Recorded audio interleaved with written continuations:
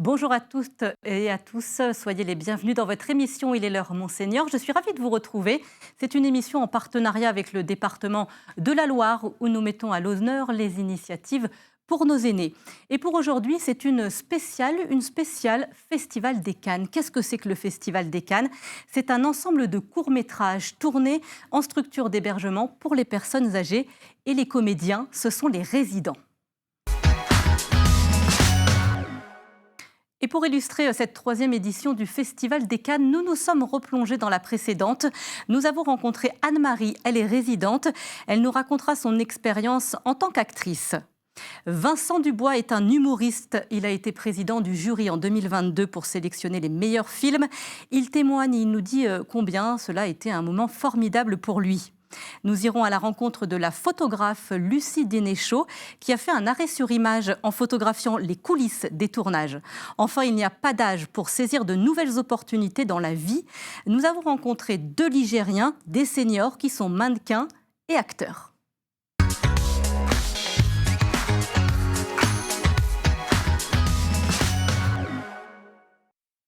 Bonjour messieurs, et pour parler du Festival des Cannes, rien de mieux que de vous avoir en tant qu'invité. Philippe Vallée, vous êtes président du Festival des Cannes, vous êtes également infirmier en gériatrie à Saint-Chamond. Bonjour Philippe Crozier, vous êtes le réalisateur, c'est vous qui filmez pendant plusieurs semaines quand vous vous rendez dans ces résidences autonomie ou ces maisons de retraite. Je me dirige tout de suite vers vous, Philippe Vallée. J'aimerais bien savoir comment est née cette idée d'aller filmer dans ces structures d'hébergement pour les personnes âgées. En fait, c'est en 2015, dans le cadre d'un groupe de travail de la filière gérontologique de la vallée du Gier, que j'ai lancé un peu cette idée. À cette époque, les médias relayaient des images assez négatives de ces établissements. Il y a eu quelques scandales. On parlait de maltraitance, de manque de personnel, défaut de soins. Donc, pour aller à l'encontre de ça, on a voulu mettre en avant les résidents, les EHPAD. Redorer l'image. C'est ça. Tout simplement. Redonner. Et alors, présentez-moi concrètement ce festival, son concept. Voilà, racontez-moi un peu de l'intérieur. Après, on interrogera bien sûr Philippe Crozier, parce que c'est lui qui filmait. Mais racontez-moi. Donc, la filière a organisé le premier festival. Donc, on a pris contact avec Philippe Crozier et son équipe pour mettre en place les tournages. Ensuite de ça, on a lancé un appel à projet sur la vallée du Gier pour la première édition. Donc, tous les EHPAD de la vallée du Gier avaient répondu présent. On a organisé 7 courts-métrages. 11 EHPAD ont participé. Après, il y a eu la phase d'écriture. Ça, on tenait beaucoup à ce que les résidents participent à l'écriture, participent à toutes les étapes en fait, de la réalisation d'un film. Après cette étape-là, il y a les tournages qui se sont enchaînés. Et là, vous lancez un appel à projet auprès des maisons de retraite, auprès des résidences autonomie, pour qu'elles participent. Hein. C'est bien ça actuellement. Là, vous êtes en pleine recherche. Vous pouvez nous expliquer que là, voilà, vous attendez que les maisons de retraite, tout le monde vous réponde? Donc tous les établissements ont reçu en fait une clé avec les derniers courts-métrages de la deuxième édition. Est inclus dans cette clé l'appel à projet pour la prochaine. Et donc nous allons attendre les réponses. Et cette fois-ci, alors après une deuxième édition qui avait été sur toute la Loire, la troisième sera aussi sur la Loire, mais avec des départements limitrophes invités. Très bien. Ça vous a séduit tout de suite, cette invitation que Philippe Vallée vous a proposé de réaliser tous ces courts-métrages? Oui, moi ça m'a tout de suite plu parce qu'en fait l'idée de partir de ce que les gens vivent au quotidien dans leurs EHPAD et à partir de là d'en faire pour le premier festival une sorte de reportage ou alors des fictions, c'était vraiment quelque chose d'intéressant. Et puis sur le deuxième, on est allé un petit peu plus loin. Et effectivement, là, l'idée, c'était de dire, on a une écriture cinématographique qui est écrite par les papis-mamies des résidences, aidés par leurs animateurs, aidés par des scénaristes. Et j'ai trouvé que oui, c'était vraiment quelque chose de très intéressant. Alors c'est très compliqué à faire, mais c'est quelque chose de passionnant. Ouais, j'imagine que ça ne doit pas toujours être simple. Vous en parliez un petit peu, il y a un vrai travail d'écriture. Je vous propose d'écouter une animatrice d'une structure pour personnes âgées. Elle a fait un travail main dans la main qui n'a certes pas toujours été facile. Vous allez voir, elle le dit dans ce témoignage. Les résidents sont là, il y a besoin de beaucoup les stimuler parce que si on ne va pas les chercher, ils s'en croient pas capables. Ils se disent mais de toute façon j'ai déjà fait plein de choses, c'est pas à mon âge que je vais faire. Donc on est parti d'un texte et ensuite au fil des jours on a pu broder autour. C'est vrai qu'on ne travaille pas en solitaire, donc il y a l'accompagnement du réalisateur. On a fait vraiment un groupe de travail avec plusieurs résidents qui ont pu apporter leurs petites notes personnelles. Vous êtes vraiment là en tant que réalisateur sur place avec le corps médical, les résidents, pour écrire ce scénario et des scénaristes, hein, c'est ça ? Bien sûr. Alors, moi, je suis là au début du projet, une fois que les EHPAD ont été choisis, pour présenter le projet, pour faire en sorte que les résidents n'aient pas peur, soient confiants. Et puis après, je laisse la main à des professionnels de l'écriture cinématographique, des scénaristes qui travaillent à partir du pitch qui a été fait pour travailler, pour développer une écriture cinématographique et faire en sorte que ce soit quelque chose qui soit tournable. Alors c'est parfois compliqué parce qu'ils veulent tellement écrire que des moments on n'est plus sur un court-métrage, on pourrait presque faire un long-métrage. Donc il faut sabrer des séquences, mais ça se fait très facilement ça. Et ensuite oui, il y a la phase de tournage. Il y a un preneur de son, un caméraman. Combien de personnes travaillent sur le tournage, en tout, hein, sur les tournages? Sur les tournages, on doit être entre 10 et 12 personnes. L'idée, c'était de ne pas avoir le même chef-op, le même cadreur sur tous les tournages. Ça permet d'avoir une approche un petit peu différente des lumières, des cadrages et des choses comme ça. Donc oui, ça fait un certain nombre de personnes et c'est sûr que quand on arrive pendant une semaine dans un EHPAD avec le perchiste, preneur de son, le cadreur, le réalisateur, l'assistante, c'est effectivement un peu impressionnant. Mais c'est vite oublié en fait, c'est très très vite oublié. Et puis c'est ça qui est formidable, c'est que c'est pas des acteurs. Pour nous, c'est un peu plus compliqué, mais ils jouent formidablement bien. Anne-Marie, vous l'avez rencontrée. Anne-Marie, elle est résidente à la résidence Autonomie Quiétude qui se situe au Chambon-Feugerolles. Et elle revient sur cette expérience qu'elle a trouvée extraordinaire. Alors, action. Vous êtes tombé sur quoi comme histoire ? C'était un monsieur SDF qui était malheureux parce qu'il avait perdu la mémoire. Et ensemble, on a voulu le faire rentrer à Quiétude. Donc aujourd'hui, pour moi, il est important de pouvoir donner une autre image de ces structures d'accueil par le biais de projets comme le Festival des Cannes. C'est justement permettre aux résidents de faire voir que les lieux de vie qui les accueillent sont aussi des lieux de vie conviviaux, des lieux de vie où la vie sociale est riche et où sont proposés des projets pertinents qui permettent de mettre en valeur les capacités qu'il leur reste et non pas ceux qui ne sont plus en capacité de faire. Pendant le tournage, c'est vrai qu'on a eu des moments drôles parce qu'on n'arrivait pas toujours à dire les phrases. Alors, on a eu des moments drôles, on a bien ri. Oui, tout le monde m'a plaisanté, quoi. Et puis toute ma famille l'a vu aussi. Mon beau-frère en a pleuré. Tellement il était ému, il en a pleuré. Par contre, j'aurais joué peut-être avec une autre personne de Quiétude, ça aurait peut-être été différent.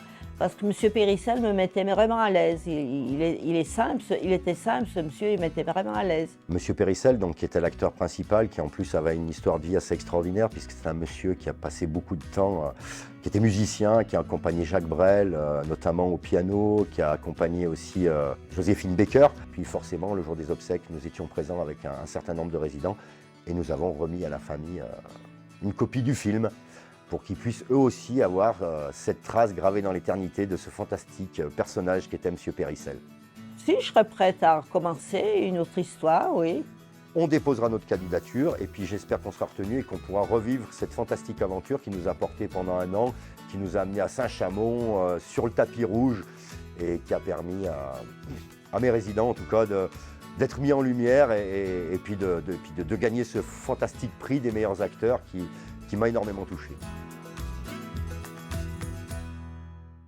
Nous a rejoint sur ce plateau Ophélie Ducreux. Bonjour. Bonjour. Vous aviez participé au Festival des Cannes en tant que psychomotricienne. Quelle était votre implication sur ce projet ? Alors ce projet, il est arrivé dans la suite d'un atelier de théâtre dans la maison de retraite. Et du coup, avec l'animatrice, on a continué dans cette continuité là, pardon, pour accompagner les résidents tout le long, donc dans l'écriture, pardon, d'abord, et puis sur toute la suite, avec la scénariste, avec les entraînements, et puis au moment du tournage, avec Philippe et toute l'équipe. En passant par le jeu, parce que vous étiez vraiment au contact des résidents, eh bien les résidents ont moins d'appréhension, ça a levé un petit peu certains freins. Quels sont les bienfaits pour ces personnes de jouer ? Eh ben, ils sont multiples. Au niveau moteur, déjà, en fait, ils ne se rendent pas compte, mais ils mettent en jeu leur capacité d'équilibre et puis d'endurance. Parce qu'en fait, on ne s'en rend pas compte au court-métrage, mais on fait les scènes de multiples fois.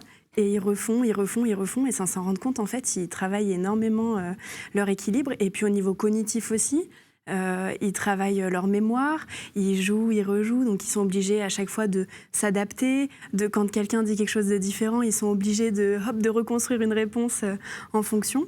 Et puis au niveau aussi, beaucoup de l'estime de soi. Parce que c'est des personnes qui ont l'image un petit peu, qui n'ont plus rien à apporter à la société. Et là, finalement, ils sont mis en lumière.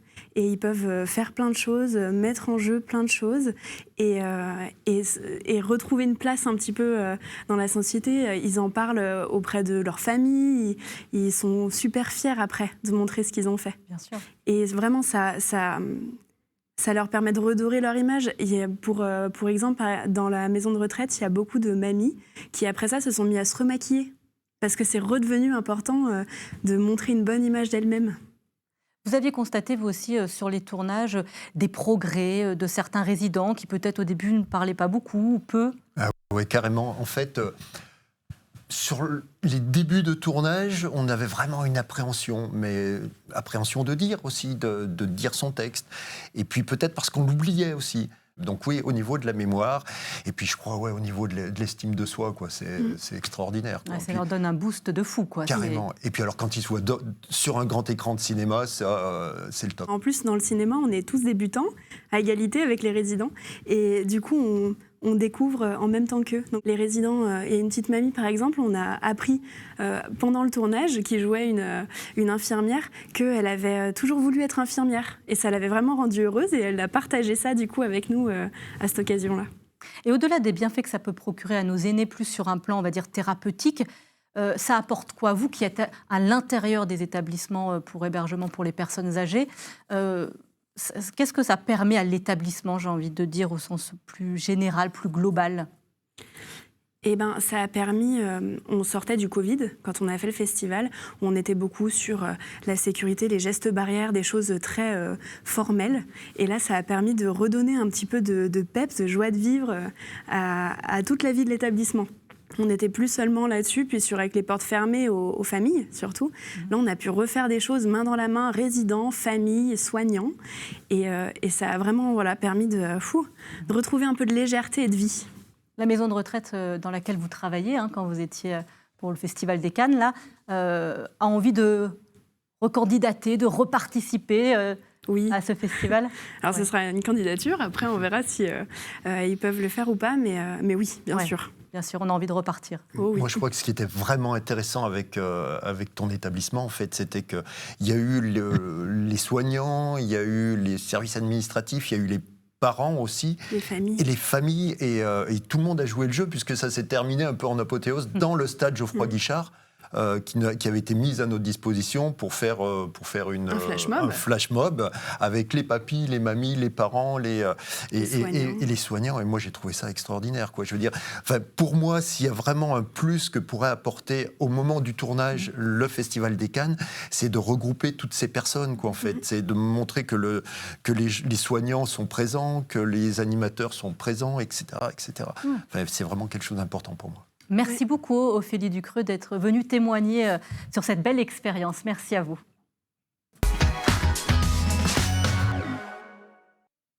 Et sachez qu'actuellement, il y a une expo photo qui retrace les coulisses des tournages. L'expo sillonne tout le département, dans les lieux où se sont déroulés ces tournages.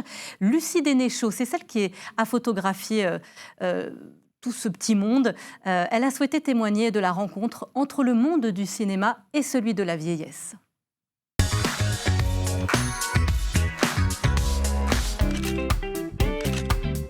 L'association voulait en fait faire une exposition photo transversale à travers les 10 courts-métrages qui allaient être tournés. Je venais comme ça ponctuellement et je venais capturer un peu ce qui se présentait ce jour-là. Et mon job, ça a été de raconter une grande histoire à travers ces 10 petites histoires. Beaucoup de joie, beaucoup de franches rigolades. Vraiment, en fait, ça a été des émotions hyper fortes. Même moi qui n'étais pas là tout le temps, ça a été hyper intense, hyper intense. Et il y avait de la fierté, il y avait vraiment beaucoup de joie, beaucoup d'amusement. À travers l'image, à travers ce jeu d'acteurs, ils ont pris un énorme boost d'estime de soi, quoi. Ils ont vu qu'ils étaient capables de faire de grandes choses. Il y en a pour qui c'était un rêve en fait de faire du cinéma. Et ils ont réalisé ce rêve à 80 ans. Enfin, c'est incroyable, quoi. Maintenant, l'expo, elle a sa vie autonome et elle vient revoir les résidents et c'est chouette parce que du coup, ça leur permet de se souvenir, de se remémorer de bons moments et puis aussi de découvrir ce que les autres ont fait, quoi. Ils ont construit un projet fabuleux pour tout le monde, pour ceux qui l'ont vécu, pour les résidents, pour leurs familles, pour toute la société qui a pu voir ces films et goûter un peu la saveur qu'il y a eu dans toute cette expérience, quoi. Ouais, c'est donner une chance à un public qui l'a rarement et c'est surtout donner une chance à ce public de se montrer à l'extérieur. En fait, c'est souvent, c'est nous qui allons dans les résidences voir nos anciens et là, c'est eux qui viennent dans notre vie et c'est chouette.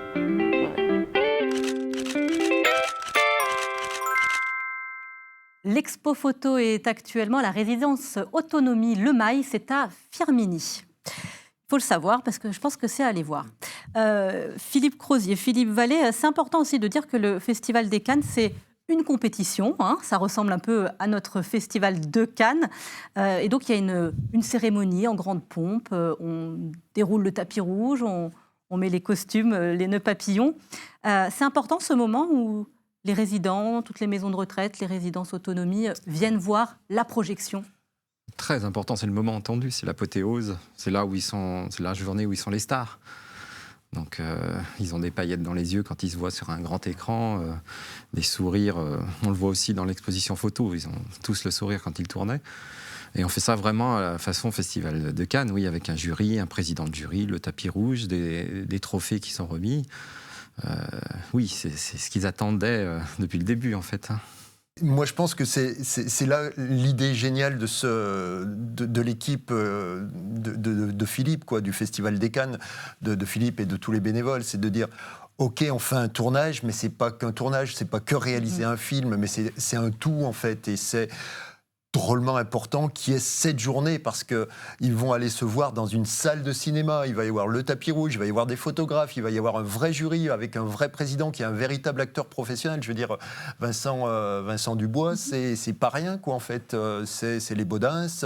Et comme c'était quelqu'un de très, très agréable, quoi, qui était très, très proche des gens, ça s'est très, très bien passé. Donc, se voir sur grand écran, avoir des prix, avoir des fleurs, avoir...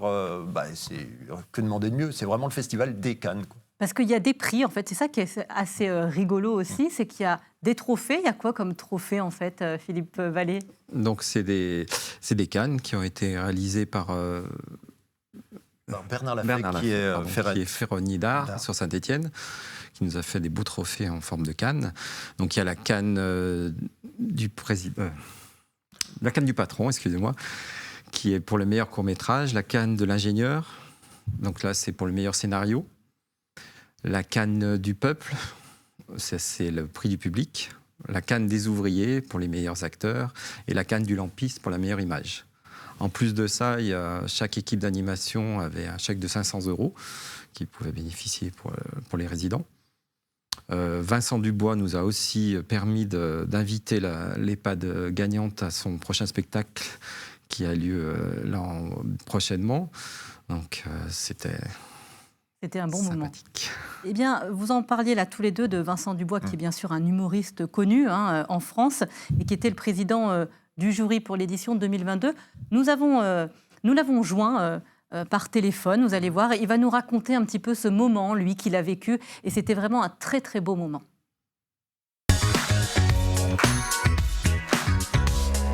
Alors, ce que je dois vous dire d'abord, c'est que j'ai pas hésité longtemps avant de répondre oui, quand les organisateurs du Festival des Cannes m'ont proposé d'être le parrain de l'édition 2022.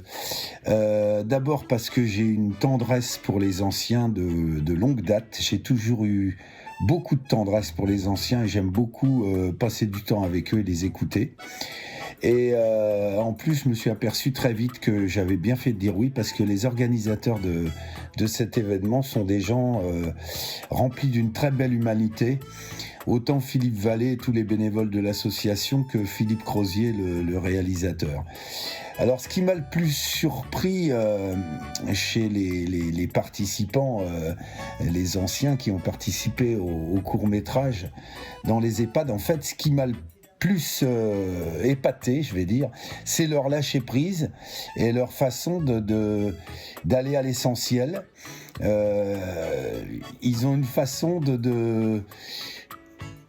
je sais pas, de jouer avec une naïveté qui tient du domaine du monde de l'enfance. Et tout ça, c'est quand même habité par tout leur vécu. Et de mélanger le monde de l'enfance et le vécu, ça donne quelque chose de magique, voilà. Donc j'ai beaucoup appris pendant ces journées-là.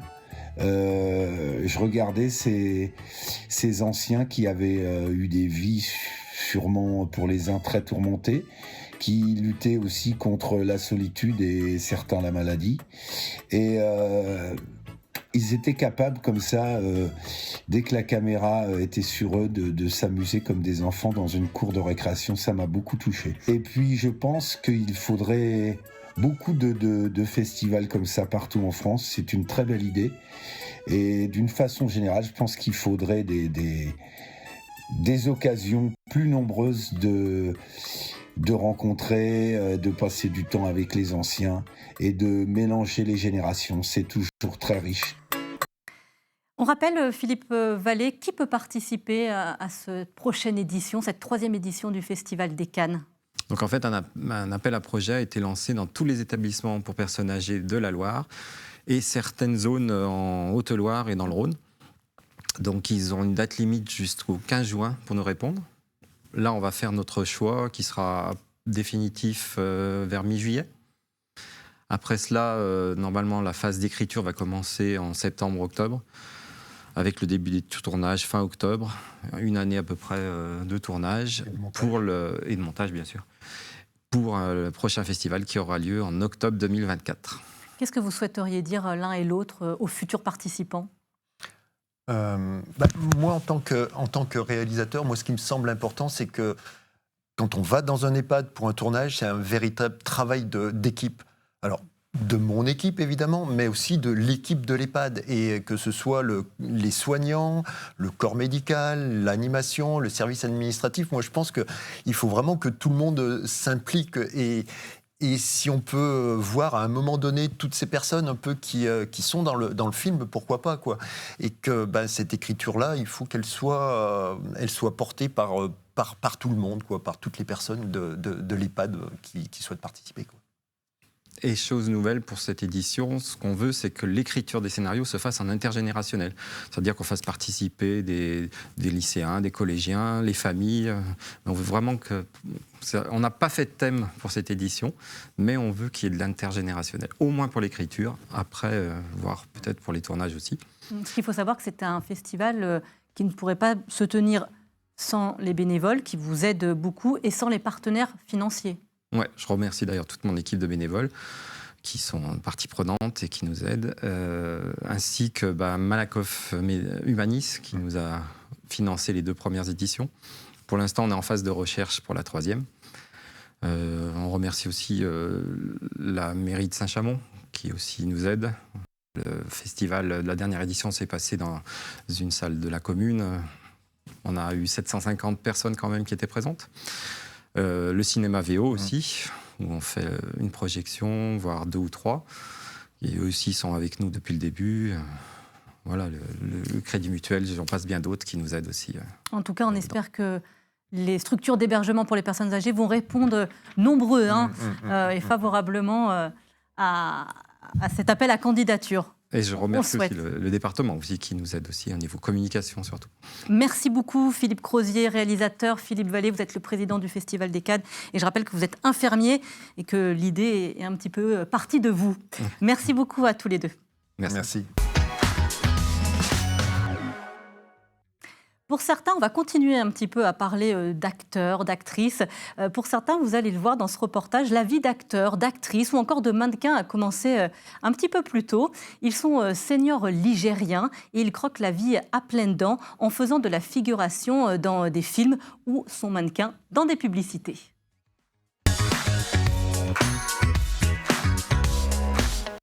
Je m'appelle Giuseppe, je suis modèle senior et retraité aussi à la fois. Bien sûr qu'une carrière senior est possible. Louis de Funès a bien commencé à 50 ans, sa carrière a commencé à 50 ans. Alors comment je me suis fait repérer? Très bonne question. Tout au début, donc en 2000, je te parle de ça à peu près en 2000, dans un bar à Lyon, je me suis fait repérer par des chasseuses de tête. Je pensais que c'était une farce. Et puis j'ai pas donné suite tout de suite en fait, j'ai laissé un peu de temps. Et quand je suis venu sur Saint-Étienne, je suis tombé sur les photographes qui ont dit « on aimerait bien bosser avec toi ». Donc j'y ai cru et puis ensuite, et ben voilà, ça a continué tout simplement. Tout a commencé par un concours de beauté qu'une grande enseigne organisait. J'ai gagné dans ma catégorie senior, à l'époque j'avais 47 ans. Et tout s'est enchaîné, j'étais inscrite dans des agences de mannequinat. Et j'ai tourné pour des publicités, des longs métrages, des courts métrages, des séries policières, des téléfilms, des émissions TV. Je pense que oui, c'est une seconde vie. C'est même un conte de fées, pour moi. Alors comme en parallèle j'avais mon commerce, je le faisais de façon dilettante. Mais étant maintenant à la retraite, j'aimerais le faire un peu plus sérieusement, quoique je le faisais sérieusement. Alors dans les pubs, je pense qu'on recherche des seniors, de plus en plus. Dans les téléfilms aussi. Je suis toujours à la recherche de casting, je postule. Sinon, j'ai 3 directrices de casting qui me contactent quand mes critères correspondent. Je pense que j'avais le physique pour, au bon moment. Je pense que c'est ça, je pense. Quand je dis le physique, c'est la tête en particulier. Quand on parle du modèle, c'est pas une tête un peu particulière. Là, je vais travailler avec un ami comédien qui va me préparer ma bande démo, ce qui va m'élargir mon CV et peut-être avoir plus de contacts. Pour les seniors, ceux qui m'écoutent, ceux qui me regardent, je pense qu'il faut rester jeune dans sa tête, s'aimer soi-même déjà, et puis ne pas exagérer non plus, quoi. Pas faire le petit jeune avec... faut pas déconner, quoi. On a l'âge qu'on a tout en restant jeune. Moi, je suis grand-père, fier de l'être. Et en même temps, je suis modèle.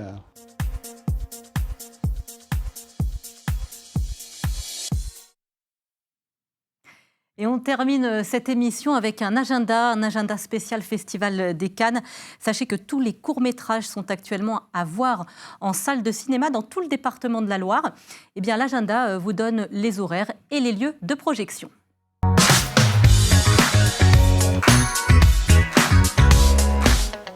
À l'approche du Festival de Cannes, pourquoi pas découvrir, dans la Loire, le Festival des Cannes. 10 courts-métrages écrits et joués par des résidents d'EHPAD sous la direction d'une équipe professionnelle de cinéma. 2 mois de tournage, 180 heures de rush, pour un projet hors du commun. Action! C'est du boulot, hein?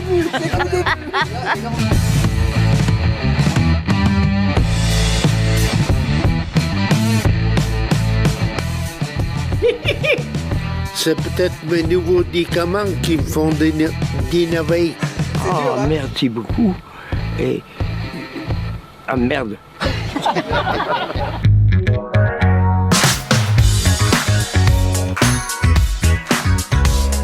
Ne ratez pas les projections débat des courts-métrages du Festival des Cannes dans un cinéma près de chez vous.